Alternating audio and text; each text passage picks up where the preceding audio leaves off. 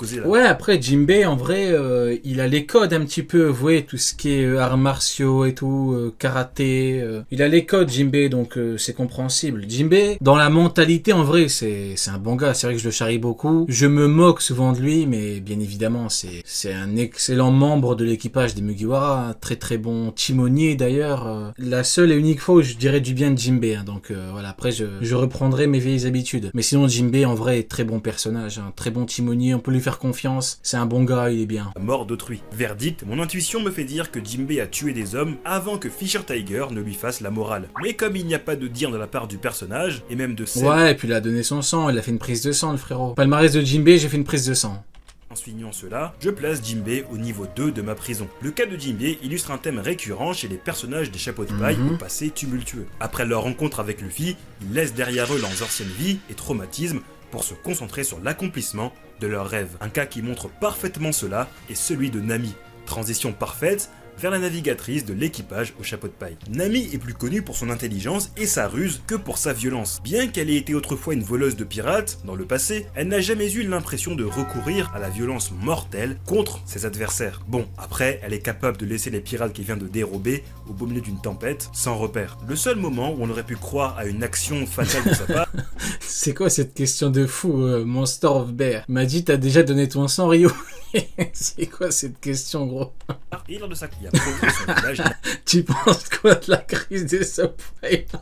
Natale, toujours sans effusion de sang inutile. Donc, Nami... Oula, attendez, on me dit dans l'oreillette qu'un incident est déclaré. Lorsque l'équipage fait face à un agent de la marine, nommé Eric, qui était monté à bord du Vogue Mary et menaçait l'équipage, Nami, par la ruse, le déconcentre, l'envoie valser par-dessus bord dans le courant tumultueux de Rivers Mountain. Et Nami reprend tranquillement en disant bye bye. Sauf que Eric est un possesseur de fruits du démon, et donc il n'est pas en mesure de nager, et encore moins d'être secouru dans le courant de... Mérité, hein, il vient les emmerder chez eux. Bon, je pars du principe que le mec, il est sur sa propriété privée, tu viens pas l'emmerder, surtout que tu fais le cow-boy, ouais, regardez-moi, j'ai un fruit, on s'en tape que t'as un fruit, on s'en tape de ta vie, un petit balayé de Nami, on n'en parle plus. Hein. Masterclass de Nami, je valide. Hein. Rivers Mountain. Donc, non, mais franchement, on est où là? Que Nami a tué cet homme... Bah mérité, casse-toi au bout d'un moment, enfin...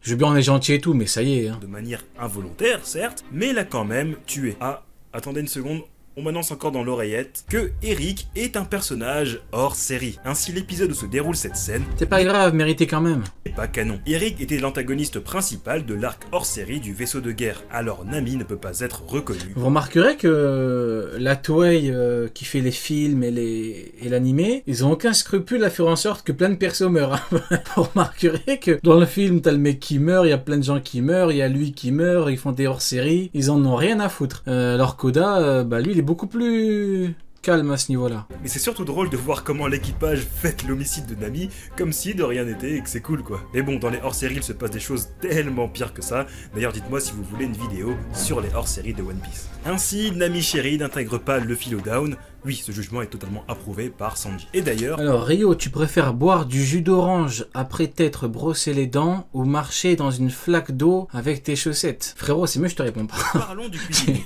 Je vais pas répondre, frérot. Sanji, la jambe noire, est souvent loué pour son code d'honneur qui s'étend jusqu'au combat. Malgré sa capacité à lancer des coups dévastateurs, Sanji a toujours esquivé le meurtre, préférant neutraliser ses adversaires plutôt que de les tuer. Des ennemis tels que Mr. Two et Jabura du CP9 en sont des exemples parfaits.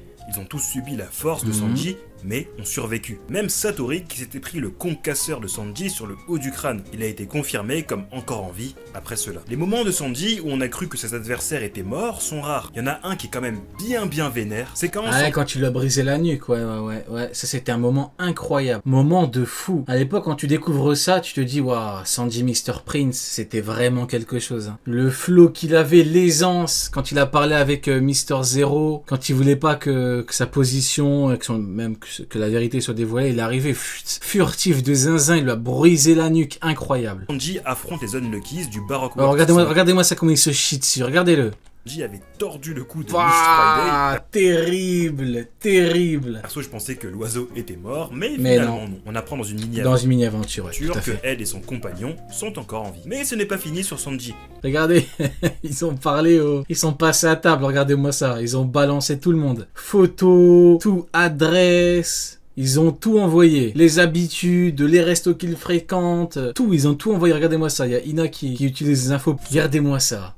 Dinguerie, t'ont fait des dessins et tout. Mais ce n'est pas fini sur Sanji, car il y a une fois où on peut le soupçonner de meurtre. Et c'est lorsqu'il a involontairement... Tu préfères avoir un fils? Voilà, ça c'est une question intéressante. Tu préfères avoir un fils fan de Garp ou fan de Mihawk? Mihawk, frérot. Si ton fils il est fan de Garp, ce gros hypocrite là, ce gros escroc qui a que le mot famille en bouche et puis qui finalement ne fait rien pour aider sa famille, tout ce qui est puissance et tout, on s'en tape. Là on parle de tout le reste. Non, rien à voir. Attends, faut pas abuser non plus. Garp, c'est une immense merde. La cause d'une explosion d'un navire à la fin de l'arc Enies Lobby, lorsqu'il avait saboté les navires de la marine pour que l'équipage puisse échapper au Buster Call. Un navire qui... Très grande masterclass. Très grande masterclass de Sanji. La marine, c'était tellement dans la merde à ce moment-là, ils en pouvaient plus. Le rappel, à ce moment-là, contenait sûrement 1000 marines. Plus tard, il y a aussi ce moment où, aux côtés de Zoro et Luffy, Sanji a renvoyé une salve de boulets de canon sur un navire ennemi qui a par la suite explosé. Encore une fois, une explosion similaire à ce que le vice-amiral Onigumo avait lancé sur ses camarades marines. Après, rappelons encore une fois qu'il s'agit là de vie ou de mort. Si un seul de ces marines avait le choix de tuer un des Mugiwara, il l'aurait fait. En tenant compte de ces éléments, je dois donc emprisonner Sanji au niveau 2. Il aurait probablement tué... Mais franchement, les Mugiwara, c'est pas des Grinch, hein. Ils parlent bien de tous les personnages, il est vraiment dans le développement et tout. C'est vraiment des bons gars. Bon, Robin elle est là, mais en vrai, Robin, je la mets là. Hein. Pour moi, elle se donne surtout un genre. Hein. En disant l'assassinat, je suis une méchante. Après, c'est normal. Elle était dans le Baroque Works et tout. Elle venait de changer de truc, donc c'est normal. Mais moi, Robin, en vrai, je la mets là. Hein. Et plusieurs marines. Ouais, c'est ça, elle voulait prouver, mais sinon, non. Afin de protéger son équipage. Mais dans le fond, Sanji reste un homme au grand cœur dont les actes reflètent souvent une générosité et un sens de protection envers ses amis. Et heureusement que dans cette prison, on ne compte pas les actes. Ah, je suis éclaté. Mais quelle merde ce Sanji. Regardez. Sinon Sanji serait de protection. Ah, il est fou. Il est Heureusement que fou. dans cette prison, on ne compte pas les actes pervers. Je vous jure, il est fou. Mais c'est quoi ça? Qu'est-ce que tu sens comme ça, gros malade, va? Dans un niveau bien Il est complètement fou. Je vous promets, il est complètement malade. bien plus profond. À l'instar du prochain personnage. La maladie mentale.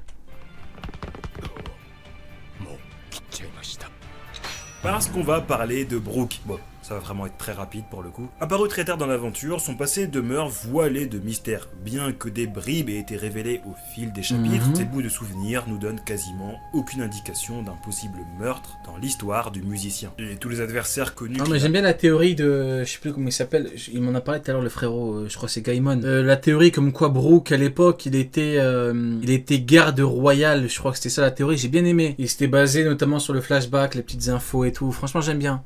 A affronté au cours de ses aventures avec l'équipage au chapeau de paille ne sont pas morts par sa faute. On pourrait techniquement compter les zombies et les homies comme des victimes, mais ce sont des créatures artificielles. Ouais, le truc des Germains et tout, ouais, c'était pas mal, ouais. Sans vie propre. Non, le truc des Germains, c'était compliqué avec Sanji et tout de mémoire, mais en gros, la théorie était pas mal. Ayant leur création par des moyens surnaturels. Donc en se basant sur ces faits, Brook ne se verrait pas attribuer une cellule à Luffy Lowdown. On ne sait vraiment rien sur Brook, ni du niveau de cruauté que les Rumbar pirates avaient envers leurs ennemis. Chapitre 429, Usopp, sous le masque de Sogeking, a effectivement réussi à faire tomber un marin qui avait repéré Sanji et allait alerter ses camarades. Bon, soyons honnêtes, dans le contexte de Grand Line, connu comme le cimetière des mers, et la présence de monstres marins dans les alentours, on pourrait craindre le pire pour ce marin. Sans oublier que cela s'est produit pendant la terrible Aqua Laguna, qui emporte tout sur son passage. C'est vrai que celui qui était à l'époque colonel, T-Bone, avait réussi à survivre face à une telle situation. Même après que Zoro l'ait battu, on l'a revu par la suite. Mais... Dinguerie, hein. Il a survécu à Zoro, qu'il a tapé de plein fouet pour passer avec le truc. Et finalement, c'est un random qui l'a fumé. Vous vous rappelez le random là de la Cross Guild? C'est vraiment terrible. Te faire trop un golemon lui. Franchement, pourtant c'est l'un des seuls qui avait des propos plutôt cohérents via la justice avec un grand J. Un perso très intéressant d'ailleurs à ce niveau-là, mais effectivement, le random l'a fumé. Et ça c'est totalement honteux. C'est honteux. C'est quand même mieux que tu tombes de la main de quelqu'un de plus grand. Maintenant bon, voilà, vu que c'est un bon gars, peut-être que qu'il s'est laissé faire parce qu'il voulait pas lever la main sur un random et tout, on sait pas. Et T-Bone, c'est un vice-amiral du QG de la marine, pas un simple soldat. Donc pour moi, il y a énormément de chances que Usopp ait causé la mort de ce soldat de la marine. C'était un soldat parmi tant d'autres. C'est ça, il était trop gentil. Il était trop gentil dans un monde de fous, dans un monde de brutes. Et il n'y a aucune confirmation de son retour, malgré les dangers évidents de l'océan. Ainsi, contre toute attente, je me dois de placer Usopp au niveau 3 de Luffy le Down. Bah oui, accident ou pas, c'est pas notre souci, même si Usopp n'est pas un personnage qui veut du mal en général. Par contre là... Ah, enfin les problèmes, enfin la malveillance. Arriver sur un personnage très très malveillant. Je deviendrai le meilleur épéiste au monde.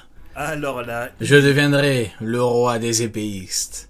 Ah, ça aurait été bien. Ah, il y en a beaucoup qui auraient été contents, hein. Si elle avait dit je serais le roi des épéistes, le roi des sabrerets. Non, les mecs, non. Mais vu que Zoro veut devenir une épée, vu que le roi des enfers c'est par rapport à Enma, hein, vu qu'il a envie de devenir une épée, bah, il a préféré vouloir devenir une épée que parler du titre de Mihawk. Et oui, c'est dommage, hein, c'est ballot.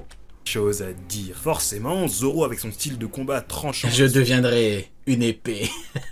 Sanglant, on se dit qu'il a déjà tué. Zoro s'est toujours battu avec un code de l'honneur plutôt strict, et ses combats, bien que violents, se sont souvent soldés par la défaite de ses adversaires plutôt que par leur mort. Cependant... Après, je pense que c'est aussi dans le style de combat. En vrai, tu utilises des épées en termes de dégâts. C'est pas pareil que quand tu mets des patates ou des coups de pied. Hein. C'est ça Vous remarquerez que Zoro est souvent face à des adversaires qu'il ne peut pas directement trancher. Hein, quand on regarde Mr. One, quand on regarde Pika ou quand on regarde King, bah pour moi, c'est directement lié au style de combat. C'est pour éviter que le mec te fasse directement de grosses blessures avec ses épées. C'est pas pareil que tu mets des coups de pied ou des coups de poing. D'ailleurs, tu regardes King. Hein. King, il utilise une épée, mais directement il enchaîne avec des coups de tête, il te met des patates, il te met des coups de pied. Parce que vous vous rappelez quand King se met en mode rapide, il met un coup de pied à Zoro, ce qui permet à Zoro de le trancher. En vrai de vrai, dans la logique des choses, il lui met pas un coup de pied, il lui met un coup d'épée. Ta vitesse pour envoyer un coup d'épée et faire de gros dégâts. Mais non, tu mets un coup de pied, bah justement pour éviter de trancher Zoro en deux, pour éviter de lui faire de trop gros dégâts.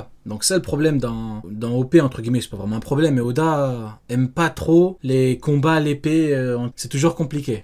Zoro est le premier Mugiwara à avoir un kill confirmé. Parce que avant de devenir le premier Nakama de Luffy, Zoro s'est fait un nom en tant que chasseur de pirates impitoyable. Un nom qui a parcouru les océans jusqu'aux oreilles de l'organisation criminelle Baroque Works, qui avait tenté de le recruter. Par contre, c'est vraiment la honte, hein. Les mecs... C'est 100 chasseurs de primes. Les 100, c'est censé être des combattants, au moins un peu entraînés. Non, Zoro, il les a éclatés.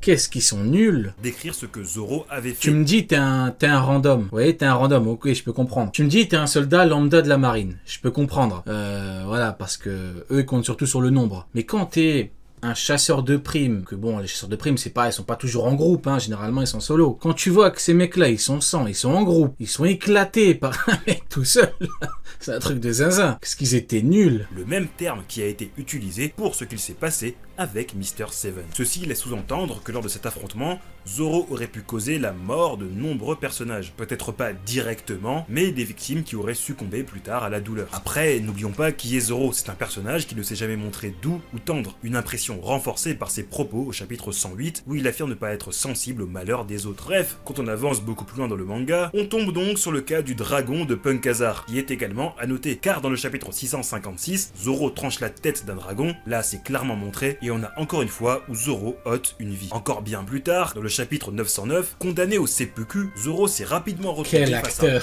Je vais me ôter la vie parce que j'ai été honteux, j'ai été condamné. Mais non, il est arrivé directement, il a tapé le mec. C'est quel acteur. Il y a des mecs dans OP, ils cachent bien leur jeu, hein. Vrai acteur Zoro. Seppuku, Zoro s'est rapidement retrouvé face à un magistrat corrompu. qui s'avérait être en cachette un assassin. Dans un retournement de situation ultra badass, Zoro a riposté et l'a immédiatement exécuté. Cet acte a conduit à ce que Zoro soit désigné par la suite comme l'assassin du magistrat au chapitre 943. Et vu que ce personnage n'est jamais réapparu plus tard, il est sans doute mort par les coups de Zoro. Ensuite, lors de l'affrontement avec Basil Hawkins sur Wano, un autre incident s'est produit.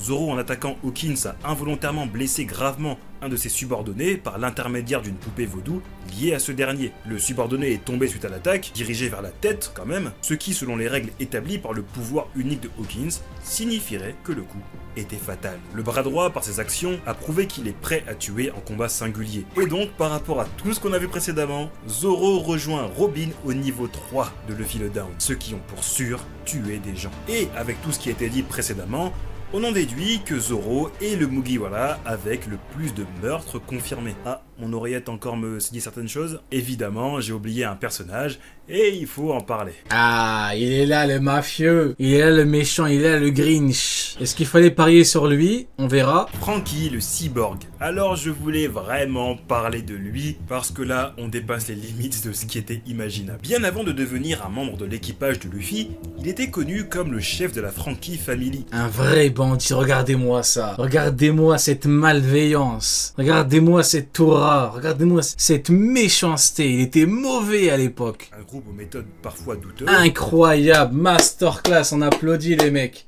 Ils ont tarté Usopp, incroyable. Ah, j'applaudis. Non, franchement, magnifique. Pour se procurer de l'argent. Cependant, Franky n'était pas le chef d'une organisation criminelle comme Crocodile. Ah ouais, clap. Je valide. Masterclass. Tout le grand frère d'une famille de cœur. Regardez-moi ça. Hop, ils ont volé son blé. Ils ont dansé. Incroyable. Ça aurait été quelqu'un d'autre, j'aurais dit non. Non, mais là, c'est Usopp, les mecs. Hein. Applaudissons, hein, rions et applaudissons les mecs, hein, franchement. Marginaux de la société. Mais c'est pas ça qui me donne envie de parler de Franky dans cette vidéo. C'est plutôt un autre moment, car rappelez-vous de l'incident de Balgimoa. Franky avait pénétré l'ancien laboratoire de Vegapunk, un lieu considéré comme une mine de savoir, un trésor national. Lâche ça, tu parles de quoi, la Percha? T'essaies de défendre ça? Comment ça, la Percha? Qu'est-ce que c'est que ce bordel? Dis-moi tout, la Percha, je vois que t'écris lâche ça, t'essaies d'aller à contre-courant. Qu'est-ce que t'essaies de faire, la Percha? Dis-moi tout dans le chat, ça m'intéresse. On dirait Rin qui n'a pas payé. Complètement inerte. Dis-nous tout, la Percha. Je vois que t'essaies de défendre Usopp, c'est bizarre. Te connaissant, je trouve ça extrêmement douteux. Tu peux écrire un petit message, la Percha, dans le chat. Tu veux chier sur Usopp alors qu'il se fait victime. Hop. Tu dégages Impel Down, toi. Hop. C'est un ouf, lui. Hop, je te banne. Hop. Malade, lui. Je chie sur Usopp, il me dit ça se fait pas. Mais t'es un malade mental, gros. Chier sur Usopp, ça se fait pas. Mais t'es un ouf. Je sais pas, peut-être tu te crois... Je sais pas, tu te crois ouf, frérot, mais... Chie sur Usopp, matin, midi et soir, ici. Hein. Y a pas de... Évidemment... Ah, il m'a dit ça se fait pas. On est chez les fous. C'est un lieu très... Tu sais, demain, il va me dire... ça se fait pas de chier sur Kizaru. On est où? Demain, il va me dire... Oh, mais Garp...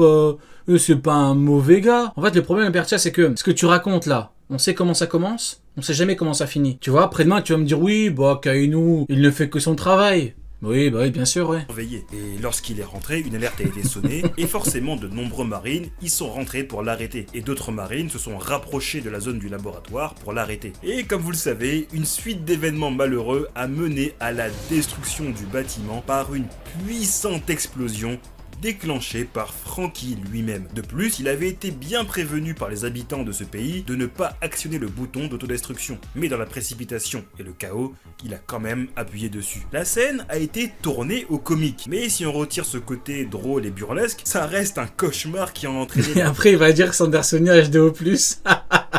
Tu sais, c'est comme les gens qui disent oui, mais au fond, Rayleigh, je crois pas que Kizaru ait dit que Rayleigh était plus fort que lui. Ça commence comme ça. Et ça termine par des oui, bah Kizaru donne le combat de sa vie à Kaido, bah bien sûr. Bah oui, bah pendant qu'on y est. La mort d'au moins... Il faut éradiquer le problème à la source.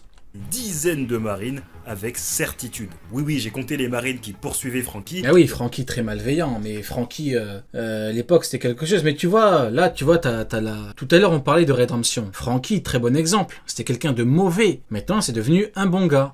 encore on ne sait pas jusqu'où l'explosion est allée. Des hommes, des pères de famille qui se sont juste déplacés parce qu'une alerte avait été déclenchée ont perdu. Oui, mais des pères de famille qui font partie du mauvais camp. Ils sont dans le mauvais camp, donc tant pis pour eux, c'est le mec méchant.